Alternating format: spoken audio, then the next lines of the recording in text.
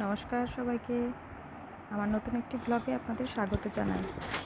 দুপুরে আমরা বিচ থেকে ঘুরে আসার পরে সন্ধেবেলা চলে আসি জগন্নাথ মন্দির দর্শনে। তো আমরা 6 নম্বর গেট দিয়ে জগন্নাথ মন্দির দর্শনের জন্য ঢুকি, কারণ ওনারা বলছিলেন যে অন্য গেটগুলোতে আরও অনেক প্রচণ্ড ভিড় ছিল। যদিও আমরা এই 6 নম্বর গেটটা অনেকটা লাইন দিয়েই এসেছি। দেখুন এখানে ঢুকেই গাছগুলো কি সুন্দরভাবে সাজানো রয়েছে, দেখতে খুব সুন্দর লাগছিল। তারপরেই আমরা দেখতে পেলাম জগন্নাথ দেবের সুন্দর সেই গেট। চারিপাশটা এখনও সাজানো গোছানো চলছে, কাজ সম্পূর্ণটা এখনও কমপ্লিট হয়নি, কিন্তু মন্দিরটা কমপ্লিট হয়ে গেছে, সাইডগুলো সাজানো এখনও কাজ চলছে। তো মন্দিরে এই গেটটা দিয়েই আমরা এখন ঢুকবো। সেদিনকে প্রচণ্ড ভিড় ছিল, প্রত্যেক দিনই নাকি এরকম ভিড় হয়। তো সেদিনকে মানে এত গরম, তার উপরে খুব ভিড়।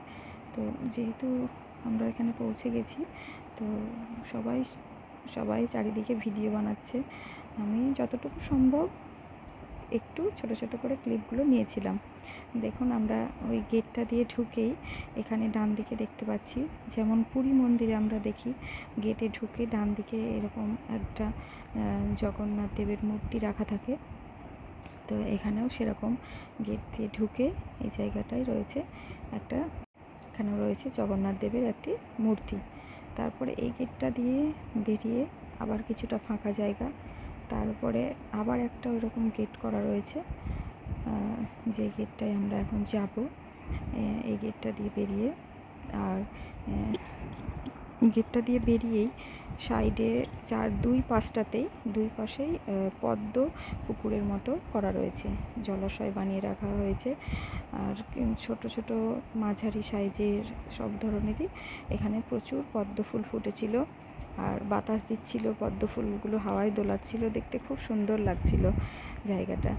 আর পদ্মগুলো ওই সাইডটাতেও কিছুটা জায়গায় অনেক পদ্ম ফুল রয়েছে, আর এখানে গার্ড রাখা রয়েছে যাতে কেউ ফুলগুলো হাত না দেয়।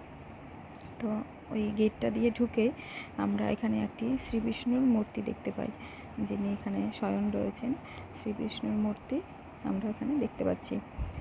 ওই গেটটা পেরিয়ে আবারও আমরা ঢুকে পড়ি মেন জগন্নাথ দেবের গেটে, যেখানে ঢুকেই আমরা এবারে জগন্নাথ দেবকে দর্শন করতে পারবেন আপনারা।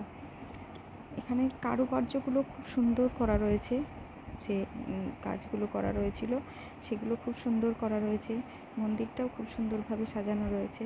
আর আমাদের একটু পৌঁছাতে যেহেতু দেরি হয়ে গেছিলো, মানে সন্ধ্যা 6টা থেকে 8টা পর্যন্ত এখানে গেট খোলা থাকে, 8টার পরে গেট বন্ধ করে দেওয়া হয়।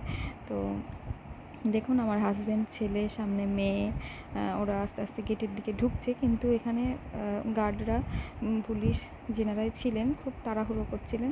তারই মধ্যে দেখুন আমরা এক ঝলক দেখতে পেয়ে গেছি শ্রী জগন্নাথ দেবকে, কিন্তু ওনারা সেখানে সেরকমভাবে ভিডিও বানাতে দিচ্ছিলেন না, তাড়াহুড়ো করছিলেন খুবই, সেই জন্য আর আপনাদের দেখাতে পারলাম না। দেখুন আমরা ওই জগন্নাথ দেবকে দর্শন করার পরে বাইরে বেরিয়ে পড়েছি। এটা হচ্ছে জগন্নাথ দেবের মন্দিরের বাইরেটা,